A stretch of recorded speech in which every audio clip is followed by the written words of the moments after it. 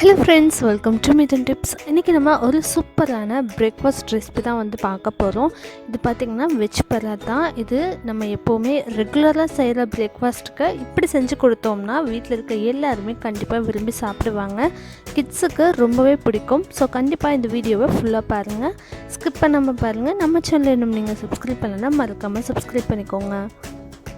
இப்போ ஒரு கடாய் ஹீட் பண்ணிட்டு அதில் தேவையான அளவுக்கு எண்ணெய் சேர்த்திக்கலாம்.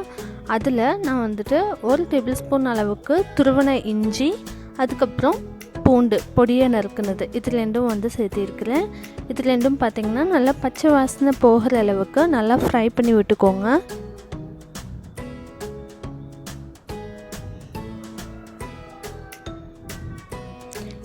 அதுக்கப்புறமா பச்சை மிளகாய் வந்து நீங்கள் காரத்துக்கு தகுந்த மாதிரி சேர்த்திக்கோங்க. நான் ஒரு 4 பச்சை மிளகாய் எடுத்திருக்கேன். அதை இந்த மாதிரி சின்ன சின்ன பீசஸாக வெட்டி சேர்த்திருக்கிறேன். அதுக்கப்புறமா ஒரு மீடியம் சைஸ் வெங்காயம், அதையும் பொடியை நறுக்கி சேர்த்திருக்கிறேன். முடிஞ்ச அளவுக்கு எல்லாத்தையுமே பார்த்திங்கன்னா பொடியை நறுக்கி சேர்த்திக்கோங்க. அப்போ தான் அது பராத்தால ஸ்டஃபிங்க்கு வந்துட்டு நல்லாயிருக்கும். அதுக்கப்புறமா துருவன கேபேஜ் அது வந்துட்டு 1 கப் அளவுக்கு ஆட் பண்ணியிருக்கேன். அதையும் பார்த்திங்கன்னா நல்லா எண்ணெயில் ஃப்ரை பண்ணி விட்டுக்கலாம். இது வந்துட்டு நல்லா கலர் சேஞ்ச் ஆகணும். அதுக்கப்புறமா துருவன கேரட் 1 கப் அளவுக்கு, இது கூடவே பீன்ஸும் பார்த்திங்கன்னா பொடியை நறுக்குனது 1 கப் அளவுக்கு இதில் சேர்த்திடலாம். இப்போ இது எல்லாத்தையும் நல்லா மிக்ஸ் பண்ணிவிட்டு நல்லா ஃப்ரை பண்ணிக்கலாம். நம்ம வந்துட்டு இதை தண்ணி விட்டு வேக வைக்க போகிறது கிடையாது. அதனால தான் நம்ம முடிஞ்ச அளவுக்கு நல்லா பொடியை நறுக்கியிருக்கோம், அதுக்கப்புறம் துருவியிருக்கோம். ஸோ எண்ணெயிலே நல்லா ஃப்ரை பண்ணி விட்டுக்கலாம். இப்போது இது கூட இதுக்கு தேவையான அளவுக்கு உப்பும் சேர்த்திடலாம். உப்பு சேர்த்து ஃப்ரை பண்ணும்போது சீக்கிரமாக வந்து குக் ஆகும்.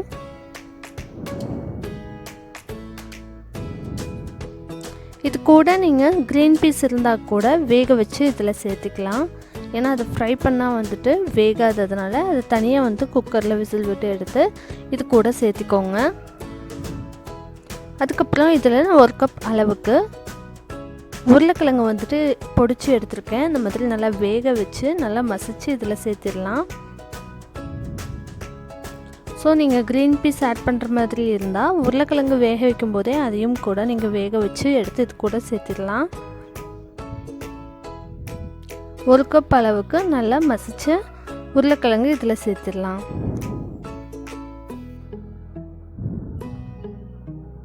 நம்ம உருளைக்கிழங்கும் இதில் சேர்த்துறதுனால பராத்தா வந்துட்டு இன்னுமே நல்ல ஒரு டேஸ்ட் கொடுக்கும், நல்ல ஒரு சாஃப்ட்னஸும் கிடைக்கும். இப்போது இதில் வந்துட்டு நம்ம புளிப்புக்கு தக்காளியோ லெமன் ஜூஸோ வந்துட்டு இதில் எதுவுமே ஆட் பண்ணல. அதனால் இதில் மேங்கோ பவுடர் வந்துட்டு 1 டீஸ்பூன் அளவுக்கு சேர்த்துக்கலாம். அந்த புளிப்பு டேஸ்ட் இருந்தால் தான் வந்துட்டு இது சாப்பிடும்போது நல்லாயிருக்கும். ஸோ 1 டீஸ்பூன் அளவுக்கு நான் எடுத்துக்கிறேன். அதுக்கப்புறம் காரத்துக்கு பார்த்திங்கன்னா நம்ம ஏற்கனவே பச்சை மிளகாயும் சேர்த்திருக்கிறோம். ஸோ நீங்கள் எந்த அளவுக்கு ஸ்பைஸியாக சாப்பிடுவீங்களோ அதுக்கு தகுந்த மாதிரி மிளகாய்த்தூள் சேர்த்துக்கோங்க. நான் தனி மிளகாய்த்தூள் வந்துட்டு 1 டீஸ்பூன் அளவுக்கு சேர்த்திருக்கிறேன். இது கூட நம்ம வந்துட்டு 1 டீஸ்பூன் கரம் மசாலா சேர்த்திடலாம்.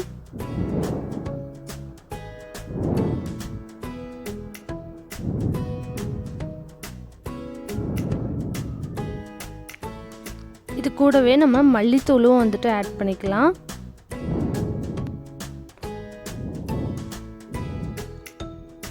இப்போ இந்த மசாலா எல்லாத்தையுமே நல்லா வந்து மிக்ஸ் பண்ணி விட்டுட்டு நல்லா அதோட பச்சை வாசனை போகணும். அடி பிடிச்சிடாமல் பார்த்துக்கோங்க. ஸோ அடுப்பை வந்துட்டு லோ டு மீடியம் ஃப்ளேமில் வச்சு குக் பண்ணிக்கோங்க. இந்த மசாலா எல்லாமே இந்த வெஜிடபிள்ஸ் கூட நல்லா மிக்ஸ் ஆகிற மாதிரி கலந்து விட்டுக்கோங்க. இப்போ இந்த பச்சை வாசனை எல்லாம் போனதுக்கப்புறமா இந்த ஃபில்லிங்ஸ் வந்துட்டு நம்ம தனியாக எடுத்து ஆற வச்சிடலாம். அதுக்கப்புறம் நம்ம பராத்தாக்கு அந்த பேஸ் வந்துட்டு ரெடி பண்ணிடலாம். மாவு வந்துட்டு நம்ம வெஜிடபிள்ஸ்லாம் கட் பண்ணுறதுக்கு முன்னாடியே வந்து பிசைஞ்சு வச்சுக்கிட்டோம்னா அந்த 1/2 அன் ஹவரில் நல்லா வந்துட்டு மாவு சாஃப்ட் ஆயிரும். ஸோ இப்போ மாவு பிசைகிறதுக்கு நான் 2 கப் அளவுக்கு கோதுமை மாவு எடுத்திருக்கேன். அதுக்கு தேவையான அளவுக்கு உப்பும் சேர்த்திட்டு அது பிசைகிறதுக்கு நெய் அல்லது எண்ணெய் ஏதாவது ஒன்று விட்டுட்டு நல்லா சாஃப்டாக பிசைஞ்சுக்கோங்க. ஸோ இந்த மாதிரி பிசைஞ்சாச்சு. இதில் வந்துட்டு நம்ம மேலே நெய்யோ அல்லது எண்ணெயோ விட்டு இது ஃபுல்லாக வந்து தடவி விட்டுக்கலாம். அப்படி விடும்போது மாவு வந்து காஞ்சி போகாமல் இருக்கும். ஒரு 30 மினிட்ஸ் இது ஊறும் போது இன்னுமே நல்லா சாஃப்டாக இருக்கும். ஸோ இப்போ நான் வந்துட்டு நெய் எடுத்திருக்கேன். இது ஃபுல்லாக வந்து அப்ளை பண்ணி விட்டுக்கோங்க. விட்டுட்டு ஒரு காட்டன் கிளாத்தோ அல்லது ஒரு மூடியோ போட்டு மூடி வச்சுக்கோங்க.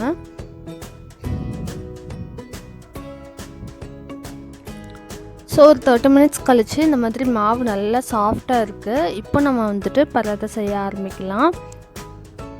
உங்களுக்கு தேவையான சைஸ் அளவுக்கு உருண்டை பிடிச்சிக்கோங்க. இப்போ நான் வந்துட்டு கொஞ்சம் வந்து மீடியம் சைஸில் தான் பிடிக்கிறேன். நீங்கள் பெரிய சைஸ் உருண்டையை கூட பிடிச்சிக்கலாம்.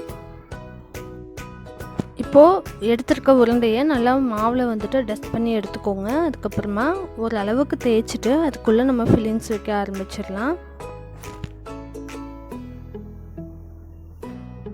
ஸோ இந்த மாதிரி ஒரு உருண்டை வந்துட்டு நம்ம உள்ளே வச்சா இது நல்லா கவர் ஆகிற அளவுக்கு சின்ன உருண்டையாக பார்த்து எடுத்துக்கோங்க. இந்த மாதிரி நல்லா அதை வச்சு மூடிக்கலாம்.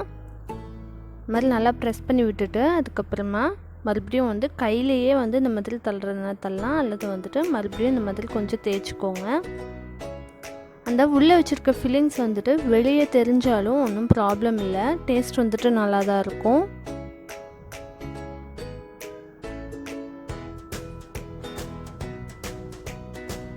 ரொம்ப தின்னாக தேய்க்காமல் கொஞ்சம் வந்துட்டு திக்காகவே தேய்ச்சிக்கோங்க. அப்போ உங்களுக்கு சாப்பிடும்போது டேஸ்ட்டும் நல்லாயிருக்கும், நல்லா சாஃப்டாகவும் இருக்கும்.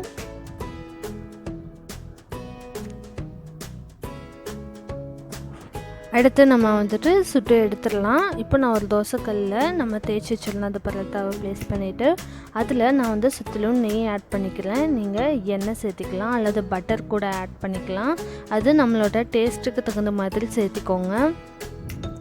ஸோ இப்போ இது பார்த்திங்கன்னா 2 சைடும் திருப்பி போட்டுக்கிட்டே இருங்க. நல்லா வந்து அந்த ப்ரௌன் டாட்ஸ் வரணும். நல்லா குக் ஆனதுமே பார்த்திங்கன்னா நம்ம ஆட் பண்ணியிருக்க அந்த வெஜிடபிள்ஸோட வாசனையே ரொம்ப நல்லா கிடைக்கும் நம்மளுக்கு. அடுப்பை ரொம்ப ஹையில் வைக்காமல் ஓரளவுக்கு மீடியம் டு ஹையில் வச்சுக்கோங்க.